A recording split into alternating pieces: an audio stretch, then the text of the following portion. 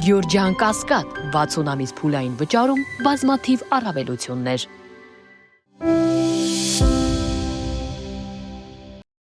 Երևանից եւ Բաքվից միմյանց հակասող հայտարարությունները սկսվեցին տարվա սկզբից, ակտիվացան օգոստոսին նախաստորագրված փաստաթղթերից հետո, տարվա վերջում էլ նույն պատկերն է։ Նախապայմանների լեզվով Հայաստանի հետ դիվանագիտական հարաբերությունները կարգավորելու փորձ անող Ադրբեջանի իշխանություններին, սակայն պաշտոնական Երևանը կոշտ արձագանքելուց շարունակեց խուսափել ամբողջ տարվա ընթացքում նաեւ։ Նախաստորագրված խաղաղության համաձայնագրի ստորագրումը հնարավոր է միայն այն դեպքում, եթե Հայաստանը փոփոխություններ կատարի իր սահմանադրության մեջ եւ լիովին կատարի TRIP նախագծով ստանձնած իր պարտավորությունները։ Մեր արտաքին գերատեսչության ղեկավարը հայտարարում է, թե չեն կիսում ադրբեջանական կողմի այդ պատկերացումը, սակայն միևնույն ժամանակ ձևակերպում է, որ Վաշինգտոնյան նախաստորագրված փաստաթուղթը պետք է ավարտվի ստորագրմամբ եւ հետո վավերացմամբ։ Մենք չունենք երկկողմ, երկու կողմից ընդունված այդպիսի եւ դրա վրա աշխատող օրակարգ, նկատի ունեմ իրենց կողմից բարձրացվող սահմանադրության հարցը։ Իրենք ունեն իրենց պատկերացումը, մենք ունենք մերը եւ դեռևս այստեղ համաձայնություն չունենք։ Արտաքին գերատեսչության ղեկավարի ձևակերպումից կարելի է նկատել, որ Հայաստանի եւ Ադրբեջանի միջև կան կարևոր հարցեր, որոնցում կողմերը դեռ չունեն փոխըմբռնում եւ համաձայնություն։ Կամ մենք պայմանավորվում ենք, երբ եւ որտեղ ենք ստորագրում, կամ չենք պայմանավորվում։ Դեռ չենք պայմանավորվել։ Տեքստը մարտին համաձայնեցվեց, օգոստոսին նախաստորագրվել է, սրա վրա այլևս աշխատանք չկա անելու։ Նիկոլ Փաշինյանը լրագրողների հետ ճեպազրույցում հայտնեց, թե Սյունիքով Ադրբեջանը Նախիջևանին կապող Թրամփի ուղու շինարարությունը գործնականում կմեկնարկի 2026-ի երկրորդ կեսին։ Ադրբեջանի նախագահն էլ հայտարարել է, թե իրենց տարածքում շինաշխատանքները կավարտվեն գարնանը։ Մենք ամերիկյան կողմի հետ շատ ինտենսիվ աշխատում ենք եւ 2026 թվականի տարվա երկրորդ կեսին գետնի վրա կունենանք շինարարություն։ Հուսամ առաջիկա շաբաթներին կունենանք առաջին փաստաթուղթը։ Հաջորդ տարին լեցուն կլինի մեր միջազգային գործընկերների Հայաստան կատարելիք այցերով։ Բայրամովը տարեվերջյան ասուլիսում այսպիսի մի ձևակերպում է արել, որ Հայաստանը TRIP նախագծով լիարժեք պետք է կատարի ստանձնած պարտավորությունները։ Սա ըստ քաղաքագիտական համայնքի նշանակում է, որ ադրբեջանի պաշտոնական պահանջները ընդլայնվում են։ Ալիևը ոչ միայն ցանկանում է ադրբեջանական մի հատվածից տեղափոխվել Նախիջևան առանց հայկական կողմի խոչընդոտման, այլ փորձում է վերահսկել տարածաշրջանային հաղորդակցությունների բացման ոչ միայն տեխնիկական, այլև իրավական ու անվտանգային պայմանները։ Նախագահ Թրամփի վարչակազմը եկավ եւ ոչ միայն շարունակեց, այլև այդ ռազմավարական գործընկերության շրջանակներում մեր հետ կնքեց փաստաթղթեր, հուշագրեր, որոնք տեսնում ենք, որ կյանքի են կոչվում։ Մեկը խաղաղության խաչմերուկի, նաեւ TRIP նախագծերի, այսինքն ենթակառուցվածքների վերաբերյալ, մեկ ուրիշը արհեստական բանականության կիսահաղորդիչների։ Ադրբեջանը շարունակում է առաջ տանել Հայաստանի տարածքներին տեր դառնալու արևմտյան Ադրբեջան նարատիվը։ Միջազգային մամուլն իր հերթին շարունակում է ներկայացնել բացահայտումները, որ ադրբեջանական առանձին շրջանակներին հենց Ալիևն է շարունակում ֆինանսավորել այդ խոսույթն ավելի լայնամասշտաբ դարձնելու համար։ Խաղաղությունը հաստատված է, համագործակցության փորձերը կան, բայց սա չի նշանակում, որ մենք անցել ենք անհրաժեշտ ճանապարհը։ Արևմտյան Ադրբեջանի խոսույթը մենք համարում ենք տարածքային ամբողջականության դեմ խոսույթ։ Տարին ավարտվում է, իսկ հայ հանրության համար անհայտ մնաց, թե ինչ փուլում է եւ ուր է հասել Հայաստանի ու Ադրբեջանի միջև սահմանազատման գործընթացը, եւ թե հստակ ինչ աշխատանքներ իրականացրեց հայ-ադրբեջանական սահմանազատման եւ սահմանագծման հանձնաժողովը։ Օրինակ, փոխվարչապետ Գրիգորյանի հարավում արտահերթ սահմանագծման եւ սահմանազատման աշխատանք տանելու հայտարարությունից հետո, նաեւ հայ-ադրբեջանական կողմերի վերջին հանդիպումից հետո հայտնի է, որ Գաբալայում սահմանազատման հանձնաժողովների վերջին հանդիպումից հետո կողմերը պայմանավորվել են հաջորդն անցկացնել Հայաստանում։ Բայրամովը օրինակ չի բացառել, որ կայցելի Հայաստան, եթե դա ըստ նրա պահանջի Ադրբեջանի ազգային շահը, բայց երբ եւ ինչ միջոցառման շրջանակում չի հստակեցրել։ Բայրամովը սակայն բացառել է, որ Ալիևը մասնակցի Երևանում այս գարնանը անցկացվելիք Եվրոպական քաղաքական համայնքի գագաթնաժողովին։ Ամերիկայի դեսպան Քրիստինա Քվինը ամանորյա առթիվ շնորհավորել է հիշեցրել հայ-ամերիկյան հարաբերությունների ռազմավարական մակարդակը եւ համագործակցության ոլորտները խաղաղություն, տեխնոլոգիա, էներգետիկա, կապուղիներ ու անվտանգություն։ Նա շնորհակալություն է հայտնել բարեկամության գործընկերության համար ու մաղթել խաղաղ ու ուրախ 2026 թվական։ Մեր հարաբերությունները հասել են ռազմավարական գործընկերության մակարդակի։ Նախագահ Թրամփի հետ Սպիտակ տանը կայացած պատմական հանդիպման ընթացքում նախանշվեց մեր համագործակցության շրջանակային տիրույթը, որը տասնամյակներ շարունակ ուղենիշ կլինի մեր ընթացքի համար։ Միասին մենք աշխատում ենք տարածաշրջանում խաղաղության հաստատման շուրջ։ Մեկնարկում ենք նաև նոր հայ-ամերիկյան նախաձեռնություններ տեխնոլոգիաների, էներգետիկայի, կապուղիների եւ անվտանգության ասպարեզներում, որոնք կնպաստեն բարգավաճմանն ու կայունությանը։ Լեմկինի ցեղասպանության կանխարգելման ինստիտուտը խորը մտահոգություն է հայտնել Հայաստանում հայ առաքելական եկեղեցու նկատմամբ պետական ճնշումների պատճառով, ներառյալ հոգևորականների ձերբակալություններն ու եկեղեցական հաստատությունների թիրախավորումը։ Ինստիտուտը ընդգծում է, որ սա վտանգ է ժողովրդավարությանը եւ հայկական ինքնությանը, եւ նախազգուշացնում է, որ ընտրովի հետապնդումները եւ պետության միջամտությունը խաթարում են եկեղեցու ինքնավարությունը։ Հայ առաքելական եկեղեցին դարեր շարունակ եղել է հայ ժողովրդի հոգևոր եւ մշակութային հիմքը եւ նրա պաշտպանության միջոցով միայն հնարավոր է պահպանել Հայաստանի ժողովրդավարությունը եւ ինքնիշխանությունը։ Օկուպացված Արցախում կառուցվող տների որակի մասին ահազանգում են հենց ադրբեջանական ԶԼՄ-ները։ Այդ երկրի թերթերից մեկը տեսանյութ է հրապարակել Աղդամի շրջանի գյուղերից մեկում կառուցված տների որակի մասին։ Տեսանյութի հեղինակը պնդում է, որ սվաղի փոխարեն շինարարության մեջ օգտագործել են պոլիստիրոլից պատրաստված փրփուր, որը բարձր հրդեհավտանգ նյութ է։ Առաջին հայացքից շենքերը լավ տեսք ունեն, բայց իրականում դրանք թղթե տներ են, կառուցված ցուցադրության համար։ Հայաստանի բնակիչների մեծամասնությունը կարծում է, որ երկիրն ընթանում է սխալ ուղղությամբ։ Գելափի հարցման համաձայն ամենամեծ մտահոգությունը անվտանգությունն է 37.1%, ապա ցածր կենսաթոշակներն ու աշխատավարձերը 23.4%։ Մյուս խնդիրներն են գնաճը, կրթության վատ վիճակը, սահմանների հստակեցումը, առողջապահությունը, սոցիալական վիճակը, բնապահպանությունը, պետություն եկեղեցի հակամարտությունը, գերիների վերադարձը եւ հասարակության համերաշխության բացակայությունը։ Երևանի քաղաքապետ Ավինյանն ասել է, որ մայրաքաղաքի սեփական եկամուտները 2018-ից աճել են 4 անգամ, վերջին 3 տարիներին 3 անգամ։ Հիմնական գործոններն են տնտեսվարողների ստվերից դուրս բերումը, շինարարական տուրքերից եւ տերմինալների, սուրճի, սարքերի տուրքերից ստացված եկամուտները։ 2025-ի հունվար-նոյեմբերին պետական բյուջե են մուտքագրվել ավելի քան հարկային եկամուտներ, քան 2024-ին։ Նշված ժամանակահատվածում հավաքագրվել է շուրջ 2 տրիլիոն 442 միլիարդ դրամ հարկային եկամուտներ եւ պետական տուրքեր, ինչը 2024-ի ցուցանիշներից ավելի է 13.6%-ով։ Պաշտոնական տեղեկության համաձայն մուտքերի աճը պայմանավորված է ավելացված արժեքի հարկի, շահութահարկի եւ եկամտային հարկի աճով, տնտեսական ակտիվությամբ, ինչպես նաեւ վարչարարության արդյունավետության բարձրացմամբ։ Տարվա ընթացքում բացահայտվել է շուրջ 2500 չգրանցված աշխատող։ Փորձագետների կարծիքով, սակայն բյուջետային մուտքերի աճի հիմնական պատճառը հարկերի բարձրացումն է։ Ճշմարտությունը երբեք կանի է այստեղ։ Իհարկե որոշակի աճ կա, իհարկե տնտեսությունը զարգացնում կա, իհարկե ստվերը կրճատվում է, որը բերում է նաև հարկային մուտքերի ավելացման, բայց մյուս կողմն էլ կա այս մեդալի։ Հիմնականում սա պայմանավորված է հարկային վարչարության խստացմամբ եւ հարկերի ավելացմամբ։ Շրջանառության հարկը 5%-ից 10% է բարձրացել, հողի հարկը, գույքահարկն են բարձրացել։ Առողջապահության նախարարի տեղակալ Արմեն Գասպարյանի նախաձեռնությամբ աշխատանքային հանդիպում է կայացել Հանրապետական շտապօգնության ծառայության պատասխանատուների հետ։ Ծառայությունը անցյալ տարի սպասարկել է շուրջ 130,000 կանչ, ենթակայանների եւ կայանների թիվը եռապատկվել է, կենտրոնները վերանորոգվել եւ վերազինվել են։ Հանձնարարել են ուժեղացված հերթապահություն, յուրաքանչյուր կայանում ավելացնելով 1 բժշկական բրիգադ, հատկապես տոնական օրերին զգոնությունը բարձրացնելու նպատակով։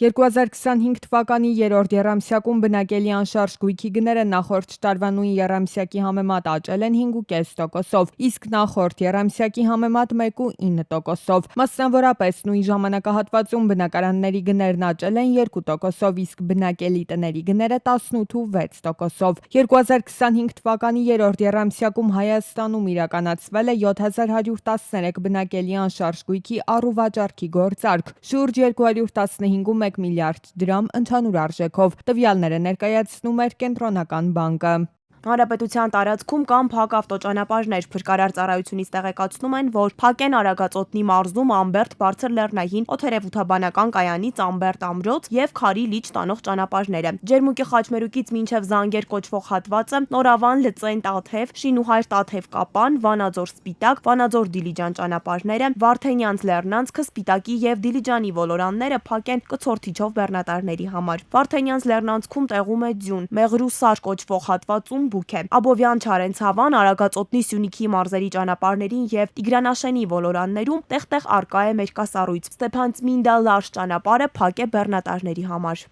Երևանի քաղաքապետ Տիգրան Ավինյանը հայտարարել է, որ ձնամաքրման աշխատանքները այս անգամ ավելի արագ եւ կազմակերպված են իրականացվել, սակայն նոր տարվա գիշերը սպասվող առատ տեղումների պատճառով ծառայությունները շարունակում են մնալ բարձր պատրաստվածության մեջ։ Քաղաքի որոշ բարձրադիր փողոցներում դեռ խնդիրներ կան, հատկապես ջերմաստիճանի կտրուկ անկման պայմաններում։ Քաղաքապետի խորհրդական Կամո Արեյանի խոսքով քաղաքային ծառայությունները նախապես պատրաստվել էին, աշխատանքները սկսվել են ժամանակին եւ վերահսկվել են ամբողջ գիշեր։ Ամենածանր փուլը եղել է երեկոյան սառնամանիքը, իսկ ձնամաքրման ու մշակման աշխատանքները կշարունակվեն նաև այսօր, ներառելով մայթերն ու բակերը։ Մայրաքաղաքում ձյան տեղումները, սպնական շրջանում հիմնական տեղումները հյուսային գոտում էր, հետո տարածվեց ամբողջ քաղաքի տարածքով մեկ։ Տեղումները շարունակվել են մինչև հաջորդ օրը, գրեթե 9:30-ի սահմանները նոր սկսեց դադարել։ Ինտենսիվ տեղումները հյուսային գոտում էին Նորնորք, Ավան, Քանաքերձեյթուն, Արաբկիրի վերևի հատվածը, Թբիլիսյան խճուղուն հարող հատվածը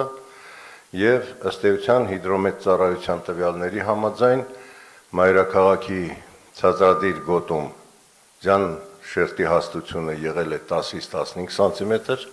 հյուսային գոտում 15-ից 20 սանտիմետր։ Նախապես պատրաստված էինք ամբողջ տեխնիկան, խոշոր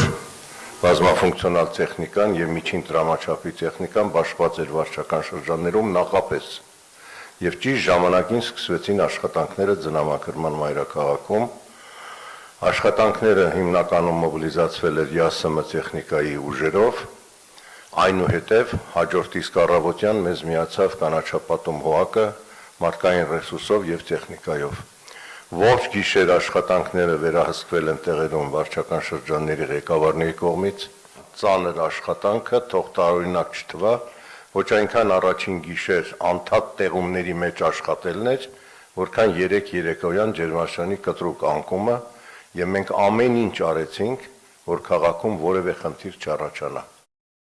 Ձյունը եկավ ու կրկին իր հետ հակասական տրամադրություններ բերեց։ Մանավանդ երեխաների համար հիմա դրսում իսկական տոն է։ Ձմեռային խաղերի ժամանակը վերջապես եկել է։ Իսկ օրինակ վարորդների համար այս օրերն ընդհանրապես տոնական չեն։ Ճանապարհներին կրկին մերկասառույց է։ Հունվարին եւս այս հակասական տրամադրությունները շարունակվելու են։ Տեղումներ են սպասվում։ Հունվարին օդի ամսական միջին ջերմաստիճանը կանխատեսվում է կլիմական նորմայից բարձր 1-ից 2 աստիճանով, տեղումների քանակը նորմայի սահմաններում։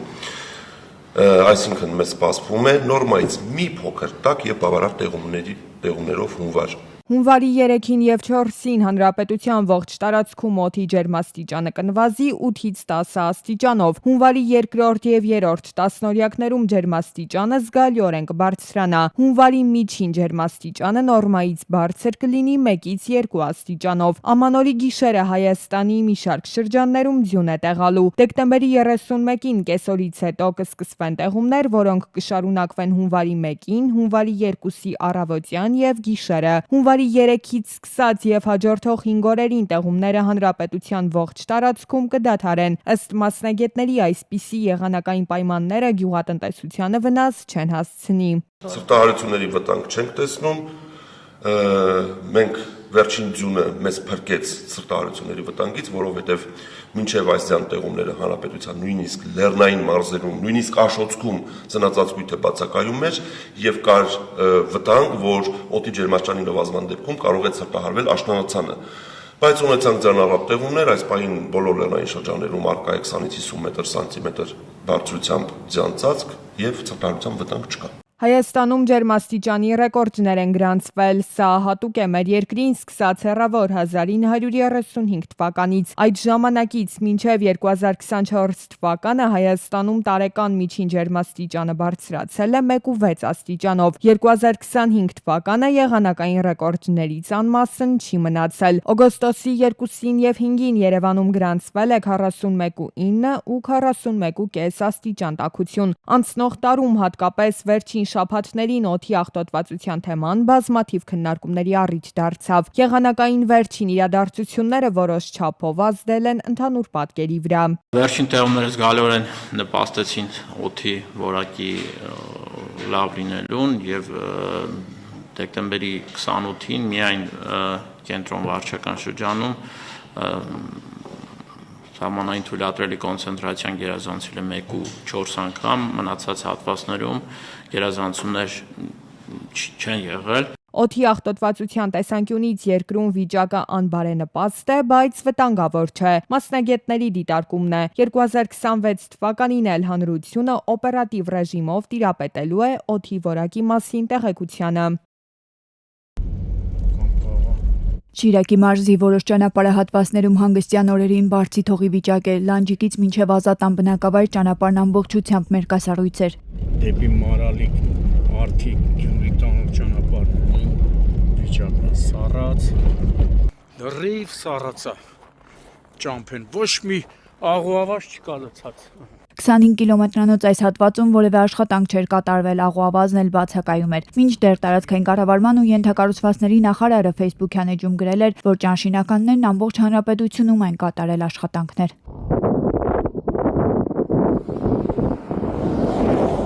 Աստված չլինեն վթարներ, բայց գաղտնիք չի, որ սառած ճանապարհները նույնպես պարարտ հող է վթարների համար, նամանավանդ որոշ վարորդներ էլ չեն անվադողերը դեռ չեն փոխել։ Անմխիթար վիճակի պատճառով մի քանի մեքենաներ էլ հայտնվել են ձնագույտում, իսկ վարորդներին միայն օգնության են հասել փրկարարներն ու բարեկները։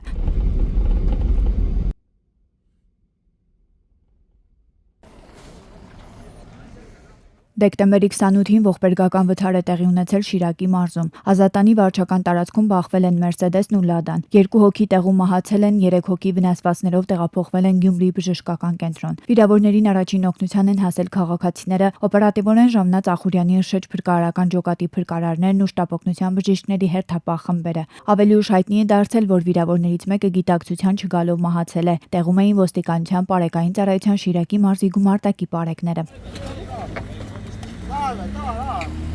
Այստեղից Ազատանից մինչև մոտ 22 կիլոմետր ճանապարհն ամբողջությամբ մերկասառույց էր, ոչ մի աղուավաշ չկա լցած։ Իսկ այստեղ ասում են, որ ճանապարհը եղել է շլոպա։ Դեկտեմբերի 28-ին Երասխ բնակավայրի վարչական տարածքում բախվել են Opel-ը եւ VAZ 2106-ը։ 4 հոգու, որոնց առաջին օգնության են հասել քաղաքացիները, օպերատիվորեն Ժամնաց փրկարարծառայության Արարատի հրշեջ փրկարարական ջոկատի փրկարարներն ու Արարատ բժշկական կենտրոնի շտապօգնության բժիշկների հերթապահ խմբերը տեղափոխվել են Արարատ բժշկական կենտրոն։ Նրանք ընտանիքի անդամներ են։ Այնտեղից էլ հայրը, մայրը տեղափոխվել են Էրեբունի, իսկ երեխաները Սուրբ Աստվածամայր բժշկական կենտրոններ։ Տեղում էին ոստիկանության պարեկային ծառայության Արարատի մարզի գումարտակի 2-րդ վաշտի պարեկները։ Ժամանել էին նաև համայնքային ոստիկանության Արարատի բաժնի օպերատիվ խումբը, բաժնի պետ Սերգեյ Մամիկոնյանի գլխավորությամբ։ Դեկտեմբերի 28-ին Մայրաքաղաքում Շիրակի փողոցում բախվել են 34-ամյա Հովանեսի Տոյոտան ու 34-ամյա Նարեկի Միցուբիշին։ 4 հոգի, այդ թվում 1 հղի տեղափոխվել է Աստրիկ բժշկական կենտրոն, իսկ մյուս 3-ը երեխաներ են, ովքեր տեղափոխվել են Սուրբ Աստվածամայր բժշկական կենտրոն։ Տեղում էին փրկարարծառայության Երևանի շեջ փրկարարական ջոկատի փրկարարները, ոստիկանության պարեկային ծառայության Երևան քաղաքի գնդի առաջին գումարտակի 3-րդ վաշտի պարեկները։ Դեկտեմբերի 28-ին մերկասառույցի պատճառով Մազդան ոսկեված բնակավայրի վարչական տարածքում դուրս է եկել երթևեկելի գոտուց, բախվել հողաթմբերին ու հայտնվել ձորում։ 2 հոգի տեղափոխվել են Աշտարակ բժշկական կենտրոն, որտեղ վիրավորներից մեկը հրաժարվել է մնալ հիվանդանոցում։ Օպերատիվորեն ժամանել են փրկարարծառայության Աշտարակի շեջ փրկարարական ջոկատի փրկարարները, ոստիկանության պարեկային ծառայության Արագածոտնի մարզի գումարտակի պարեկները։ Ճանապարհը եղել է մերկասառույց, հիմնական վթարի պատճառն է։ Դեկտեմբերի 28-ին Մարտիրոս բնակավայրի սկզբնամասում 43-ամյա Սիմոնը Տոյոտայով բախվել է կայանված թրթուրավոր տրակտորին եւ վրայերթի ենթարկել տրակտորի 64-ամյա վարորդին։ Նա վնասվածքներով տեղափոխվել է Վայոց ձոր բժշկական կենտրոն։ Տեղում էին ոստիկանության պարեկային ծառայության Վայոց ձորի մարզի գումարտակի 2-րդ վաշտի պարեկները։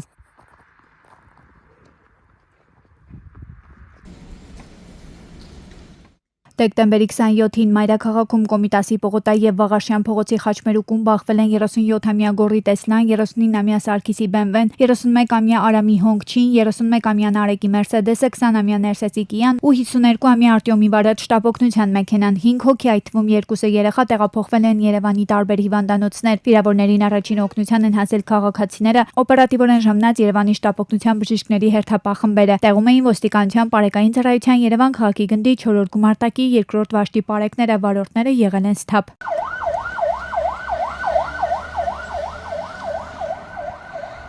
Ըստ նախնական տեղեկությունների շտաբօգնությունը լուսաձայնային ազդանշանները միացված է եղել, այդպես են նշում։ Դա արդեն պարզ կլինի եւ տեսախցիկները ուսումնասիրվի։ Դեկտեմբերի 27-ին Էջմիածնի Բաղրամյան 26 հասցեի դիմաց բախվել են օտարերկրացի 20-ամյա Կամոյի Շևրոլե Voltն ու 52-ամյա Արտուրի վարած Էջմիածնի բժշկական կենտրոնի հաշվեկշռում հաշվառված դիատարը։ Տեղում էին ոստիկանության պարեկային ծառայության Արմավիրի մարզի գումարտակի առաջին վաշտի 2-րդ դասակի պարեկները, վթարից հետո մեկ այլ դիատար է մոտեցել, որով էլ դին տեղափոխել են։ Ըստ նախնական տեղեկությունների բարեբախտաբար տուժածներ չկան։ Դեկտեմբերի 27-ին Մարգարավանաձոր Տաշիր M3 ճանապարհին բախվել են Թուրքիայի Հանրապետության 56-ամյա քաղաքացու վարած կցորդիչո Բեռնատարը, 34-ամյա Արսենի ման ավտոքարշակը ու ձնամաքրման աշխատանքներ կատարող տրակտորը։ Տեղում էին ոստիկանության պարեկային ծառայության Արագածոտնի մարզի գումարտակի առաջին վաշտի պարեկները։ Ճանապարհին ձյուն է եղել։